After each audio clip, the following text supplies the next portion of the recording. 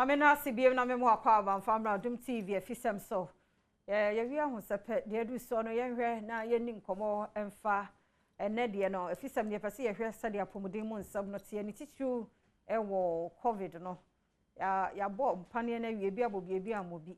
Ebi mu adwene nyina ne se wa bo pane no ana vaccine no awie de se bibia ye free ana obetime agya no ho saa akwa na ana sese ene te ho nkomo ena yene Owura George Donko eba bedi eho enkomo ene anopei ewo Afisem so bedi de afia amankwa tamaklo yemfa seda emma Franco Trading Enterprise phones papa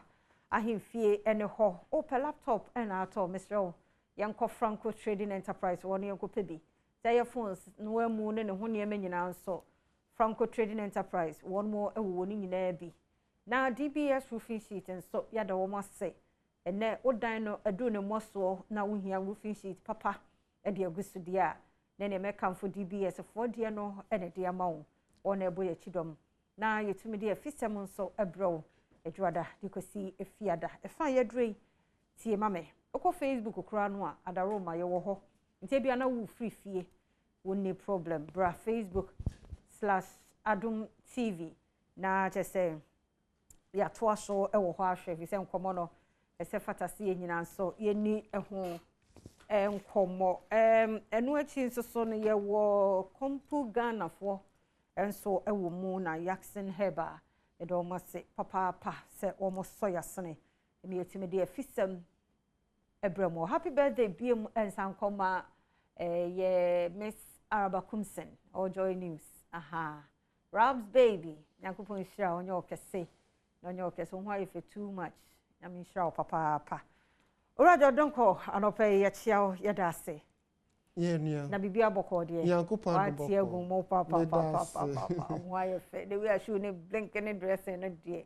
I mean sure ye da se sa no pension ye frɛ waje enso anope de yenkomo no eyetia Ghana fo bebre ene kwa de max no wono mo enhye protocols ni nya wo covid mu no ye jagu ho if you say ubisa no oh me makọ me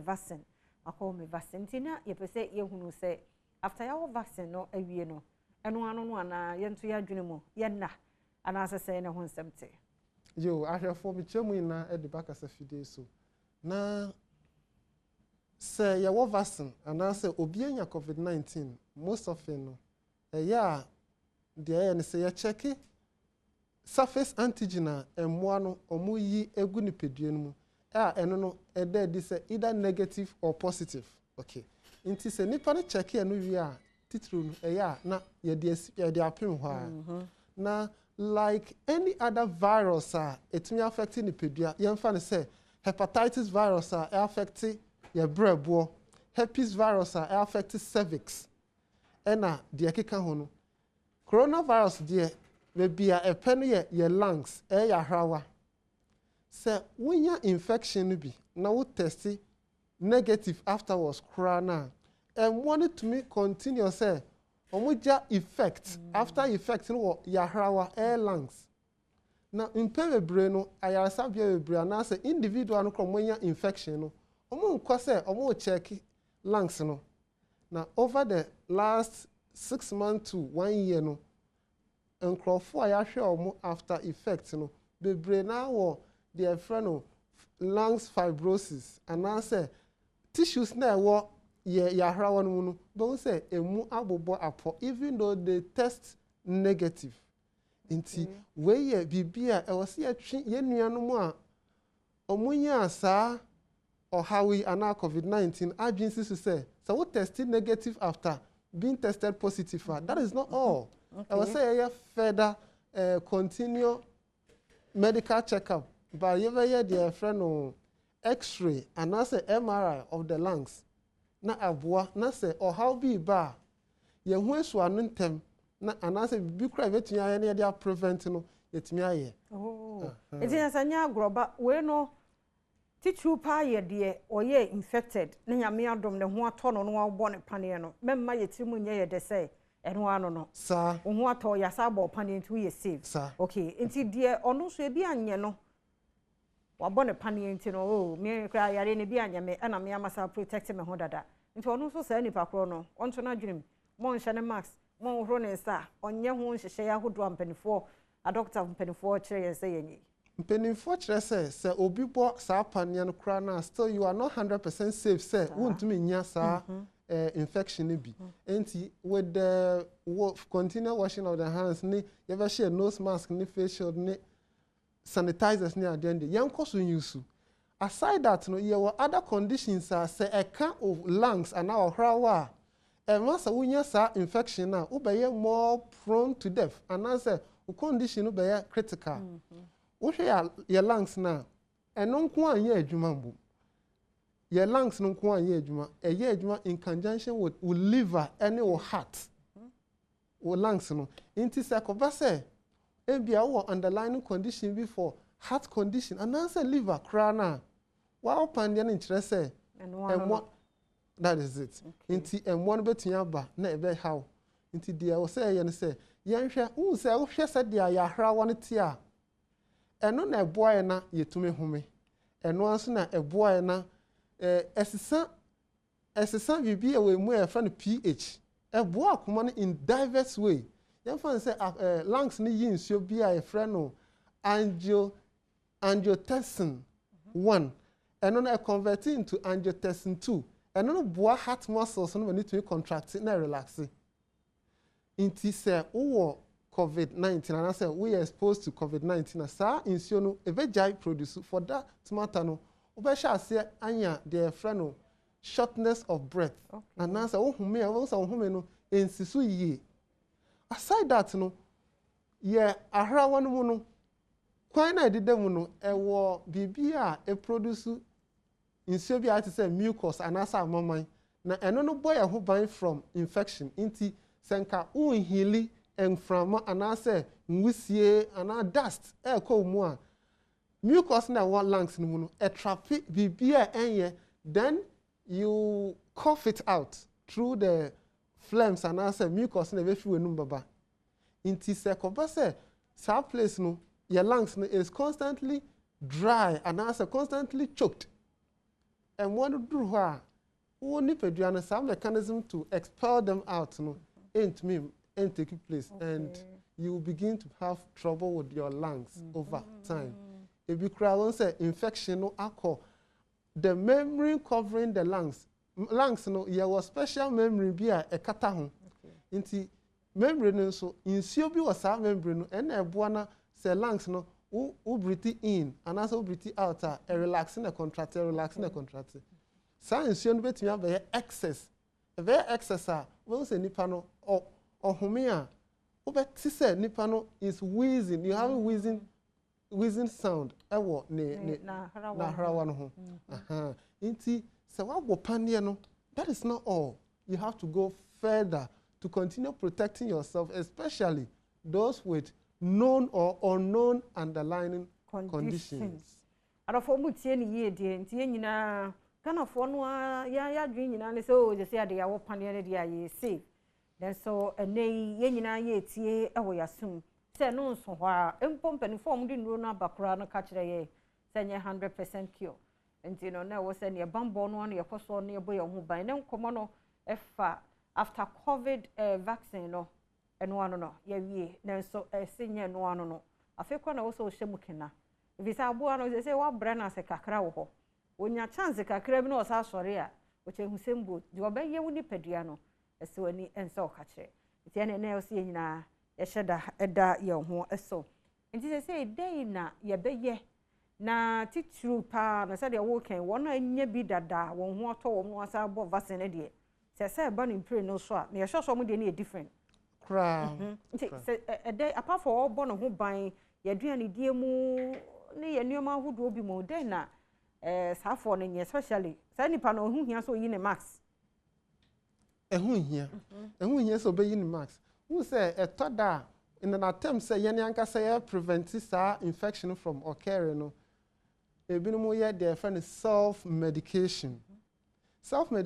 ebi o ho antibiotics no is so powerful say it me cause other conditions ma occur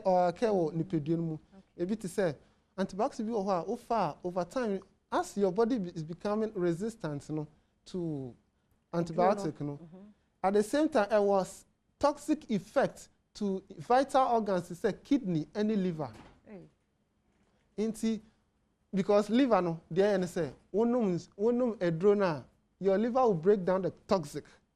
to the level where okay for the body. Na the amount of kidney no the kidney be so ne so there yen na the amount of blood no wadwun say pie there ye no na the amount akoma no this ko be say there no ko hu doctor bia wa bo utrim wako talk powerful or strong antibiotics. What will happen is the toxic effect within the antibiotics damage liver cells gradually. Over time, ubenya liver more how. Now, when your liver more how, and so because the liver works directly with the kidney, the heart, and even the lungs. Concerning the heart, there's a vein from the liver called portal vein. It is a liver shall say a damage and I say a disease. Ever shall say a swollen, and I say very see there. Then ever press portal vein into a free liver no called akumanumu. It will go with a level of pressure which will cause the heart to beat faster than normal. Aside that, so because liver no ain't mean break it down chemical into taking all the raw chemical to the kidneys. The kidney will accept it in an attempt to sieve. Over time, some chemicals say damage kidney gradually. So you will get multiple organs condition until liver kakra, kidney kakra, and wakuma no so. And some of the overall condition I can was or lungs because the lungs works direct conjunction with the heart. Say akuma no boa oxygenated blood to supply all the body. Now, pulmonary artery, another say vein, I find pulmonary vein. No, I ascend imojana oxygen enim at the lungs no. The lungs neji imojana sana no refuel it with oxygen. Now the asama akumano back na akumana bo. Say akopasa akumania very stressed up. It never be a while ain't me yin free. Emojanum street, a bit is set in so it will pump both water and then blood into the lungs. Then you have lung fluid in your lungs. No, so into one say diaphragm now a share a wire won't fino diaphragm now shall say a bear choked with fluid. To whom you are so no food shall say a share near a dear. He said, was I who says self medication and so coranye. She said, O be a beer, ya dearly be bound sooner than a who ye. Maybe I want answer no call pharmacy and a drugstore be. Oh, they say, and who ye into a barber draw no dear boosty. And yet, indeed, a quamber ye be first saw na ya bois because ya war vaccinated dear, and so sell your per se, your who toy and per se, I best by and so ebium. And then I will say, yeah. Okay, into one, you rely on your healthcare personnel. Inti yanko on your regular on as routine checks. Be check with lungs, with liver, any supportive organs. No. Aside that, no, say facility no war nutrition department. Yes, I push you into the nutritional department. With other food with the lungs. Lungs ni here. Nutrients, they are friend of phytochemicals or plant-based chemicals. Lungs, aside that, no, so there are other vegetables, fruits, and so on. Would there a mucus and as a mamma build up war? Lungs, ne asthma, bronchopneumonia, and answer COPD, and answer chronic obstructive pulmonary disease. Okay. Any dear keka ho. Okay. Nti when me kama de wanya bi e kwa wo treat no ho. De wanya bi ba wa bo vaccine no ana wa won empane no. Ono so de ne yenye ne emfa mo ye ho ban ebiem. Eno so yenye self medication ana senye de ne ho so yenye. And also still may yenye self medication. May yenye self medication. Unse emo no still ye authorities are omo vaccine and then say who vaccine crana you are still not safe. Okay. Say from it so what vaccine now may self medication. We should continue to rely on the healthcare personnel no omomwae ni ahwe aduane die nso yie ye beka mbia beka nnuane a betua boa nipedua no ma nipedua no etimi a function yie when it comes to this condition. Okay. Right. Arofo yon come on obi afa no waba ha oba Facebook a ye wo ho na wonso waba beka ye ho ye ne Dr. George Donko na edi enkomo anope ya oboa yen kire ye niema hodo se wawo vaccine no nyina covid vaccine no nyina wie ne nkire se wa wone wa tunam se ja wo ho sa social distancing enye adwuma gatherings wo mu enu nyina no nkire se wa fa ho adi totroto te me pa cho mum yen hyehyɛ we mu nyina nso ne ye ya yen akasa ene beboa ye na sisi na asa ba besi mitrimu omo mo underlying condition no onu so de no te sei onu no sisi na ye ne se o awo ne vaccine na wie ndie bibia ye kama ye yu omo si nchen a omo so condition no sei na after a vaccine no so omo ensure. Okay, inti omo and the vaccine simply means say ya ma a dormant version of the condition. Okay, inti more or less ukra emwa no bi. Inti me emwa no emeye aggravated and I say omo meye active. Inti omo underlying condition na ye nim eye asthma. Inti eba no asthma so ye when different forms of asthma. Obi or dry asthma, wet asthma, damp asthma. Inti me enjoy either says ye fa medication for the asthma may enjoy. Okay. Again, say liver more how obi or chronic hepatitis, obi or fatty liver, obi or other forms of liver disease. Young continue say you better rely upon our healthcare personnel for assistance. Heart disease. Heart disease is one of the most common causes of problems. Over 17.9 million people are diagnosed of heart disease every year. Inti eno sa no so form part of sa nkrofo na what we need to do is say you continue say you feel your medication very well ni aye regular medical checkup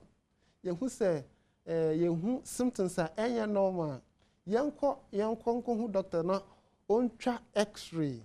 ensure your lungs no ya hrawa no titru because my emphasis is on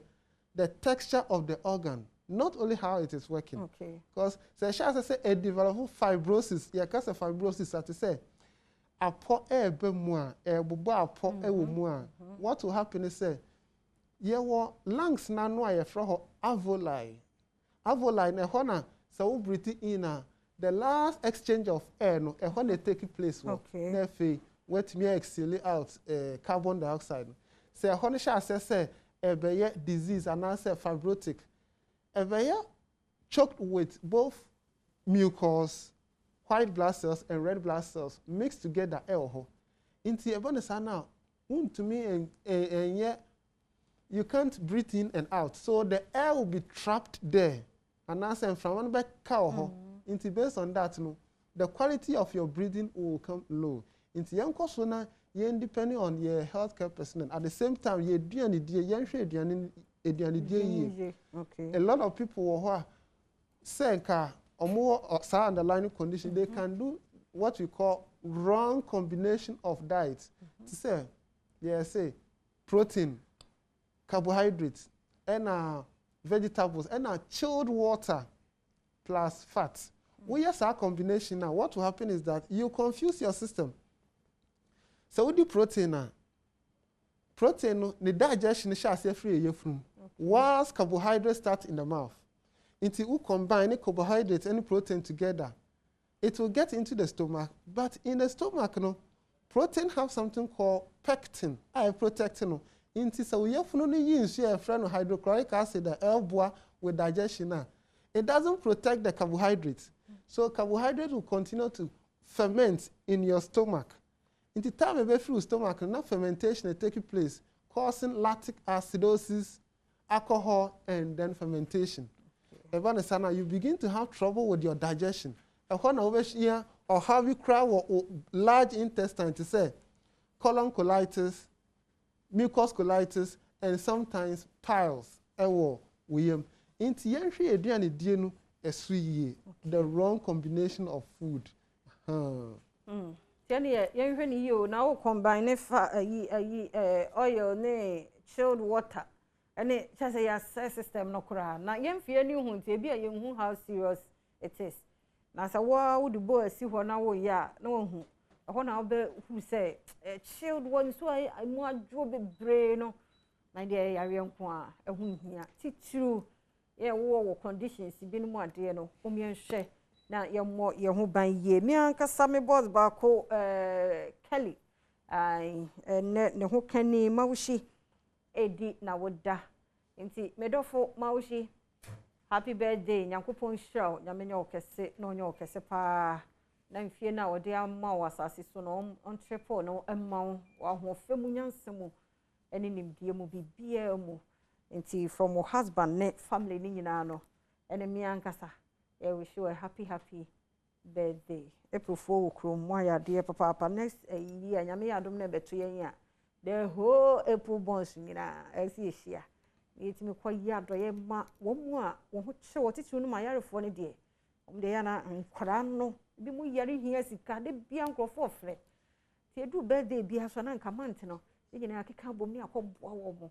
me ya sure say ho kwara nkenya mbefa so ehira mu me plan sa aha ya da se ye dwen sa so eho dog nkomo no ayede ayede na ye mofra no so wo mo de mo no ya mo mu bi ye pregnant women no ni ade o mo so ya mo mu bi fi se bra duro no ba ye no ye tested pregnant women bi an hwe ho ayi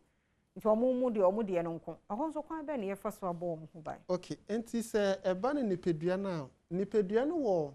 two major mechanisms are ebo ye ni ankase ye ho ban one your immune system and then the food we eat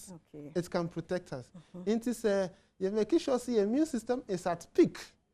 ready to detect every pathogens and now say more virus be ebo ni pedua no mu na it me fight na you are free and now face say we did ye said the American no nipedua every part of the body and the type of eduane a eboa manitimi ye adwuma ye it doesn't matter who you are and how old you are inti se wutumi didi ye wo hwe weduane du su ye anase wo bo wo lifestyle you can be exposed to it still you will not have the effect inti ye nuanom pregnant women no omo make sure say antenatal time so a omo nko e na afen so ye ma omo edro wo ho a omo nko so mfa because ye fe nipedua na kwa ni na you can trace almost all disease like deficiency of the body parts no to a deficiency of minerals, trace minerals or vitamin. So we lack vitamin A. You have trouble with your eyes. We lack enzyme CoQ10. You will have trouble with your heart. We lack calcium. You have trouble with your bones. And that's other. Inti so I hono mo kwa ayaresa bia qualified midwives and doctors no o prescribe vitamin any nuane a ebeboa mo both ono any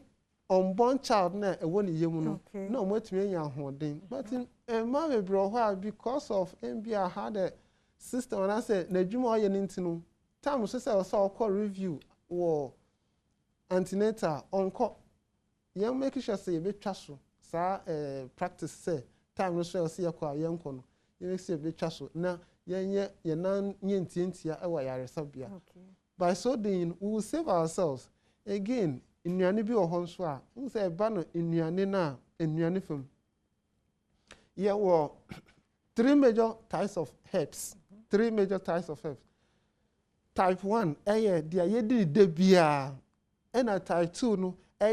they are meant for specific condition. You solve it and then you stop using it. And what type 3 toxic. Okay. Inti si who type 1 na ye di according to your current state ebe na boost your immune system and prevent nyarwa from occurring and I say ye contracting. By so the ye nuanom emma na omonyem any nkwala na afi na musisu no ombetimi a prevent sa yare free occurring. Na yenhwe yenya ye pie frifie ko yenwuma so ye use public transport Uber stations no ni ade nso a ho nso me ya sure so bi ka so no so wo bo ne pane or on a vaccine to you okay. A honso share no say na yensi in front to so a war in transport stations. Okay, into your transport stations na say a holiday the social distance is quite questionable. And I feel so a bano this is some of these and your man boa na ya prevent yani to other person ya ebri musu jagum ma yen jangum emre ya yenim se covid-19 wo hwa e ka obi a etumi de ne consumption no ma yen jangum titru se mbia okuta o sanitizer ube hohoro wo nsa and say so we drive ni kra ube clean wo surface area with alcohol based sanitizer ya bia kakao but they are FDA approved no na wo dia a paper service area no because one ye na say passenger ni biba no beja o ho a wo fa wo di kofie akwakosan wo yire anasa wo ma e wo fie e na wo passenger no nso anasa pedestrians no nso onso wan hwe when treat wo nsa anasa environment ni ye na wo fa wo di kofie wa backroom a wo kono wo dru fie no bo modi watade a wo share da sa da no de yi na fa gu baby a eye far from anase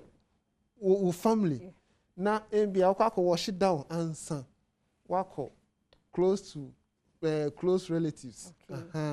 By so doing, we will minimize the risk as much as possible. Okay. Right. But what wouldn't chroma na a dear na uhuno maybe before and after. Osha bibia ye normal ye share max no. Who say a share March 2020 no a you no be wahano. Ene no difference aba. Difference pa bebre na jagum.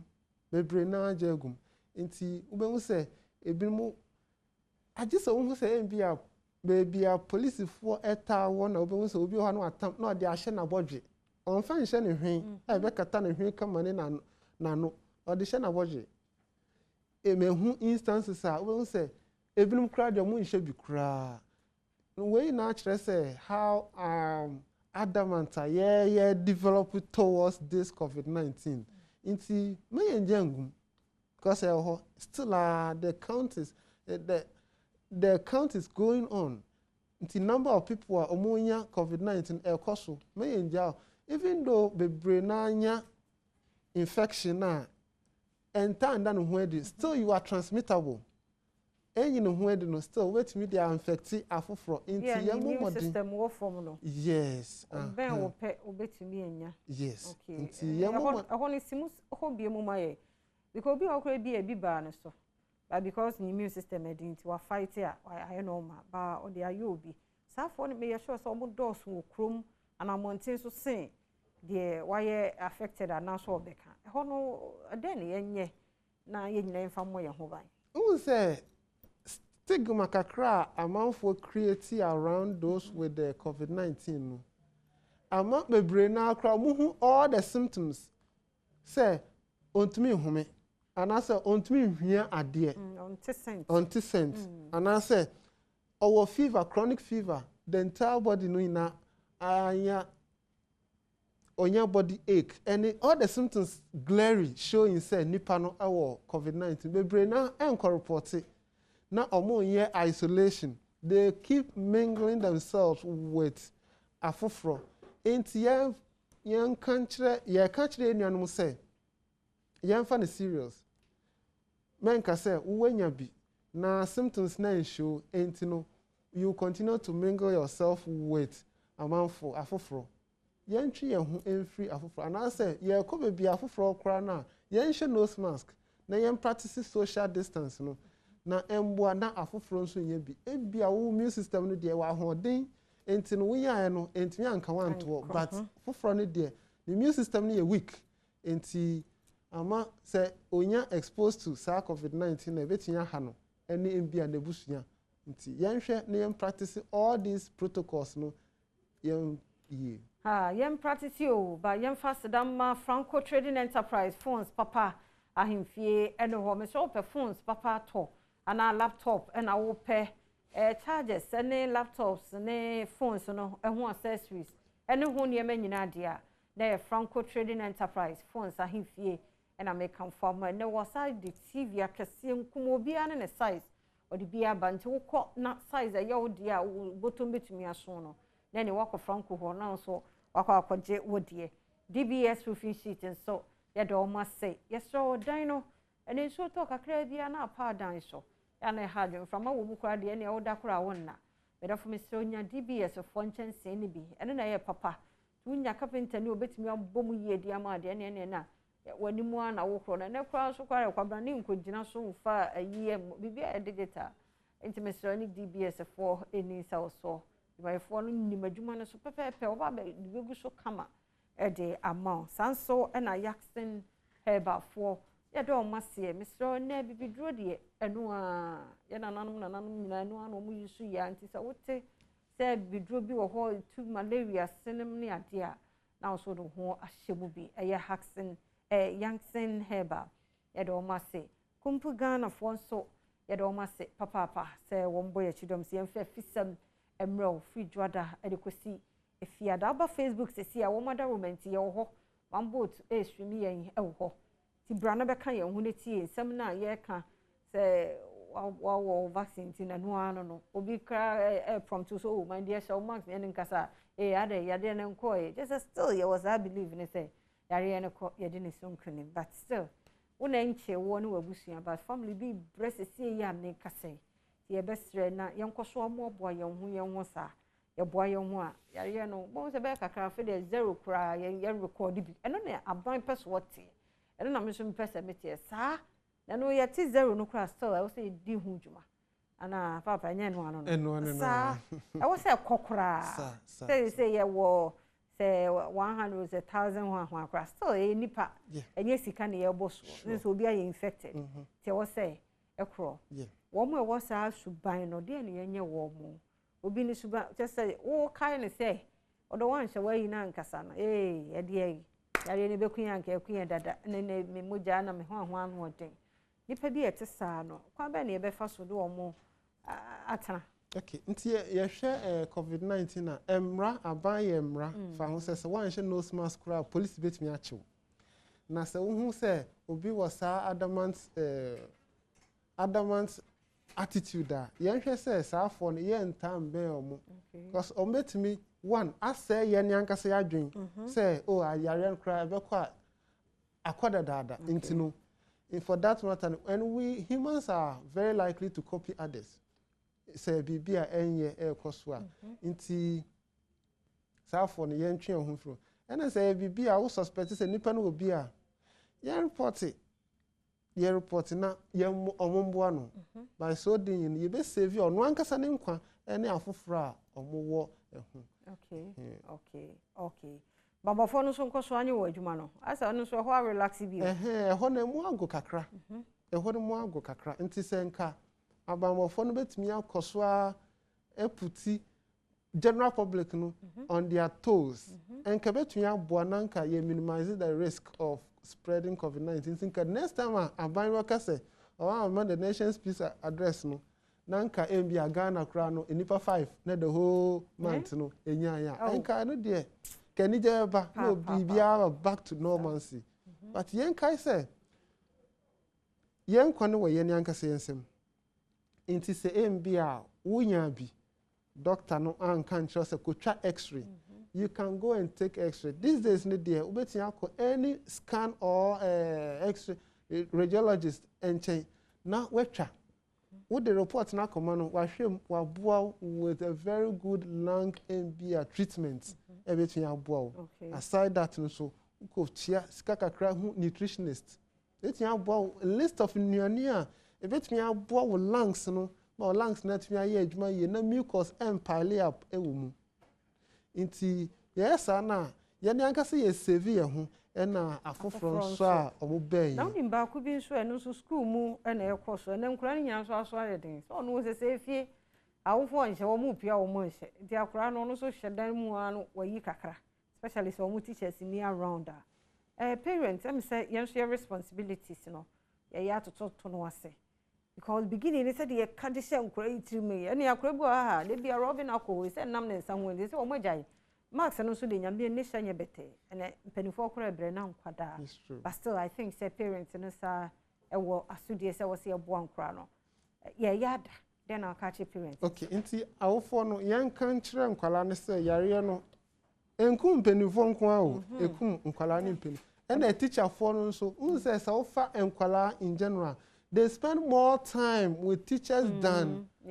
your parents. Yes. Inti no teachers no so omondro nkwala na attention to say even po some kofie na say omawofo na relax her they should try to put them on their toe even though na you fear you try say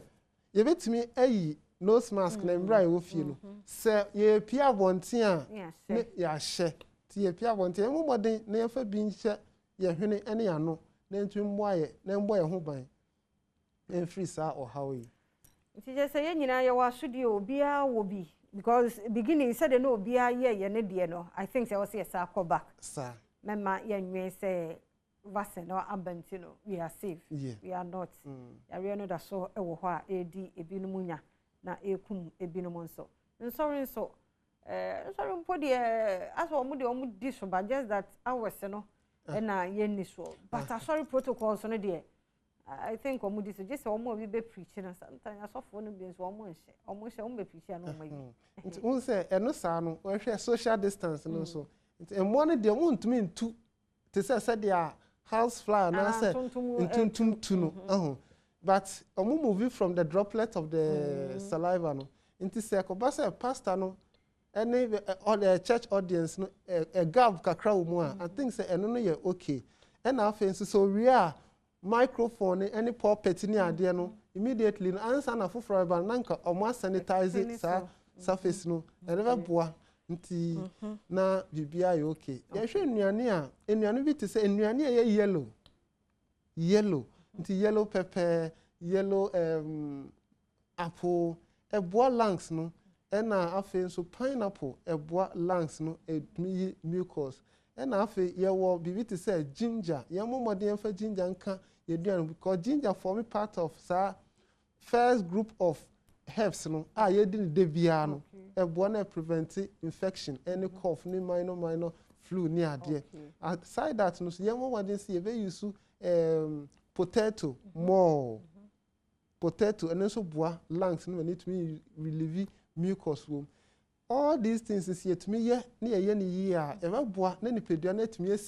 esita na se de ka other ones aye to say vitamin C ni ade aye fa na e be busi immune system na covid no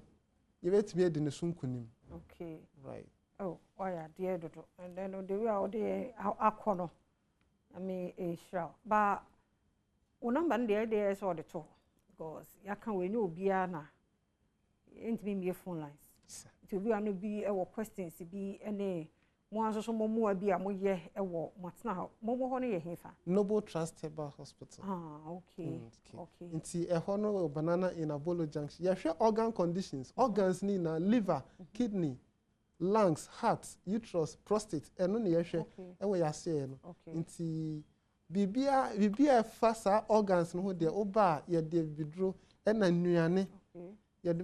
ma na bibia aye okay ama yes your machine said yes diagnosis ni na based on the findings no na fe ya boa na bibia you okay ama ma your number ne kakra na ja ahwefo mfre mati okay nti sa wo hwe me obeti afra me after the program was 0267 117 666 0267 117 666 I mean sure that's ba oni abahwehwe ni pedua ni mu nyina yes ye brano kwa ya check your body no pese bibia ye adwuma wa go hwe na bibi nya adwuma bo wan kum na adafo ye ka say oh mi hu ni na anu ya o nanso wa be nya me de ye mpeni sa ye mpeni sa also bia ba Noble Trust hospital clinic yeah that's papa vegetum say wafa number no watie en7 so a ene owura jodonko eni aba be hye umie nyina ye ni so eno a na be boa ye wa ni so my dear empese e betensem foforo bi na case ne mra fom kra ne nyina nso ye ho ento ya seda na kwama Franco Trading Enterprise and so DBS Roofing Sheet Kumbu Ghana Jackson Heba ya do ma se papa ona boy ya chidom men na Afisem nkomoi nso nya bi etie na o hwe ye nso ebie ya da se mi kwei na just o man hin kwabna santen so aye krado na o de mpensem nso abreye iti kwaso ama afidie no enna ha ye opese o tie bia ye memu nkofo aman so ene ye de ebrewo se Adom TV ye wazo ye ye be entertain oni e inform oni e educate won so ti mane na apramo to aye ase hia me na ye mfa pranto be kase no ento aso ye kono man hin ato aso